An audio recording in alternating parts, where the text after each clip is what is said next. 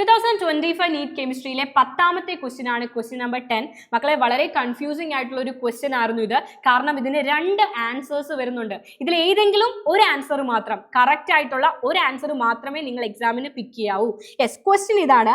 Out of the following complex compounds which of the compound will be having the minimum conductance in solution?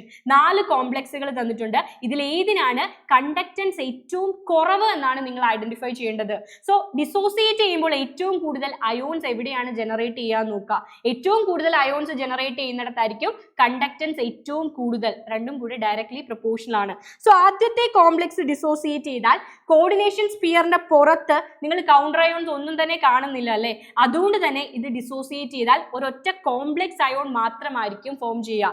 രണ്ടാമത്തതും same തന്നെയാണ്. ഇവിടെ പുറത്ത് Cl ഒന്നും തന്നെ നിങ്ങൾ കാണുന്നില്ല. സോ അതുകൊണ്ട് തന്നെ ഒറ്റ കോംപ്ലക്സ് അയോൺ ആണ് അവിടെയും ജനറേറ്റ് ചെയ്യുക. ആൻഡ് മൂന്നാമത്തെ കോംപ്ലക്സ് നമ്മൾ കൺസിഡർ ചെയ്താൽ ഇവിടെ ഒരു കോംപ്ലക്സ് പാർട്ടും ഒരു കോംപ്ലക്സ് അയോൺ ജനറേറ്റ് ചെയ്യും. അതേപോലെ പുറത്ത് 3 Cl ഉണ്ട്. സോ 3 Cl മൈനസും ഒരു കോംപ്ലക്സ് അയോണും ചേർത്ത് 4 അയോൺസുകൾ അവിടെ ജനറേറ്റ് ചെയ്യുന്നുണ്ട്. കണ്ടക്ടൻസ് ഏറ്റവും കൂടുതൽ അതിനായിരിക്കും. നാലാമത്തത് കൺസിഡർ ചെയ്താൽ പുറത്ത് ഒരു Cl ഉണ്ട്.